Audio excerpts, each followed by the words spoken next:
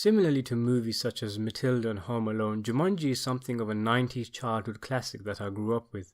It concerns a boy called Alan who finds a board game called Jumanji and plays with it with a friend of his. All too late he realizes that the game has supernatural powers and is punished for his dice landing on a certain number and is transported into a jungle limbo of sorts. Fast forward a few years and a brother and sister find the game and begin playing, accidentally bringing adult Alan, played by Robin Williams, out of limbo and causing all sorts of mayhem, including a stampede, the release of some mischievous monkeys, and a shamelessly overacting hunter fixed on ending Alan. They find the friend that Alan originally started the game with and must finish Jumanji to end all the hullabaloo it is causing. I remember this film being scary, funny, and a thrilling ride, but has anyone actually rewatched the film recently? It's a lot more traumatic than I remember and far deeper than an 8-year-old me would have been able to comprehend at the time. Essentially, in addition to the one-liners, chase scenes, and very good CGI for the time that you might expect from a children's fantasy movie, at the core of the film lies a journey for a boy into manhood.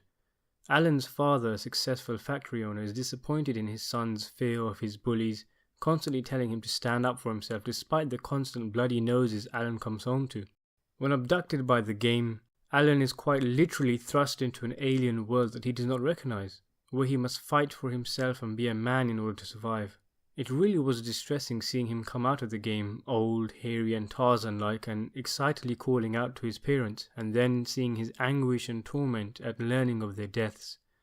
Now he must grow up whether he likes it or not, and what with his female counterpart, and the two children being the main characters, it's almost like he's got his own family now.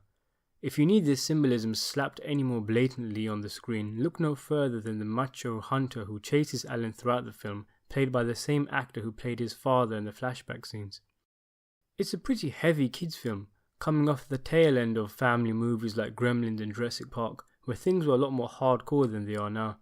Characters are subjected to body mutilation, oversized Poundland spiders crawling around your face, and all sorts of freaky stuff. Still, it is a very entertaining crowd pleaser, the kind of stimulating movie a teacher might put on for kids in a school after the exams are over. I'll give it a 7 out of 10.